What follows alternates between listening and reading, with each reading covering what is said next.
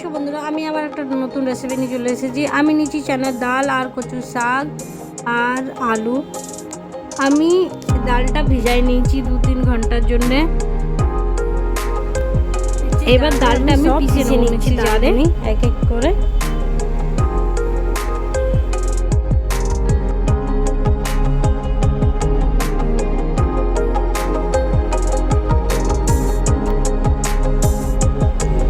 এবার আমার লবণ,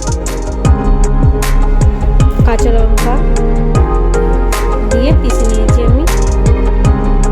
একটু সামান্য জল দিতে হবে। পেস্ট বেরিয়ে গেছে। এবার আমি একটা বাটিতে ঢেলে নেব। এবার কচুর পাতাগুলি আমি লাগাই নেব কি করে।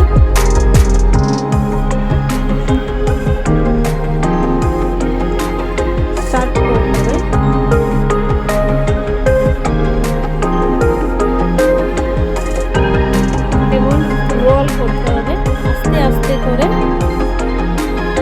জোড়াতে হবে, ভেঙে না যায়।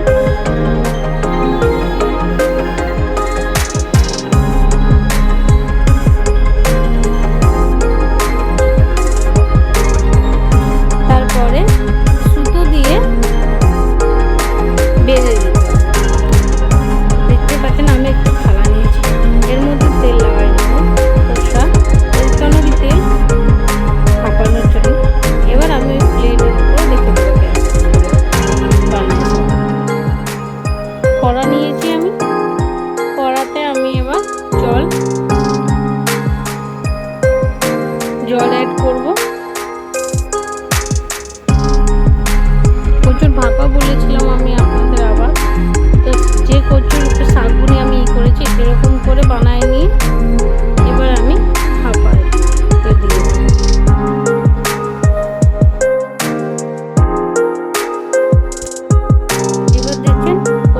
ভাপা হয়ে গেছে খুব ভালো মতন। এবার আমি এটি তুলে নেব। এবার আমি পেস্ট করার জন্য মশলার জন্য টমাটার, আদা আর জিরা আর শুকনো লঙ্কা আমি পিষে নিচ্ছি।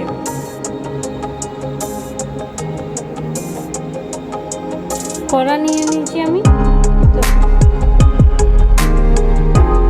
আর সরষের তেল অ্যাড করছি ওর ভিতরে। এবার যেগুলি আমার ভাপা হয়ে গেছে এবার ওগুলি আমি ছোট ছোট টুকরা করে কেটে নেব।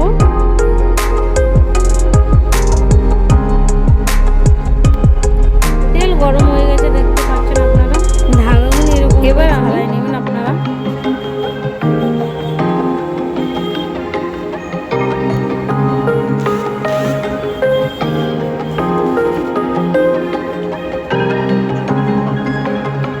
এবার আমি এক এক করে ওখানে ঢেলে দেবো কচুর শাক।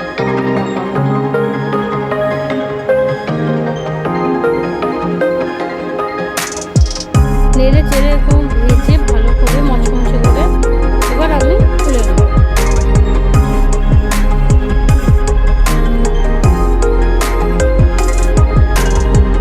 এবার আমি ওই তেলে আলুগুলি ভেজে নেব।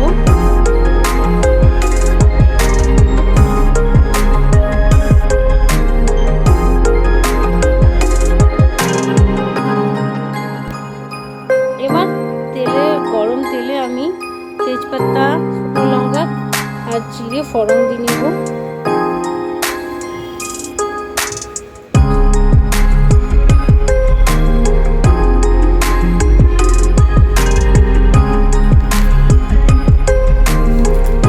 এবার আমি করে রাখা টমেটো পেস্টটা ঢেলে দিচ্ছি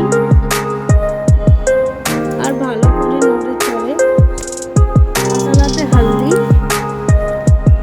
ধনিয়া পাউডার, একটু কাশ্মীরি লাল মির্চ পাউডার,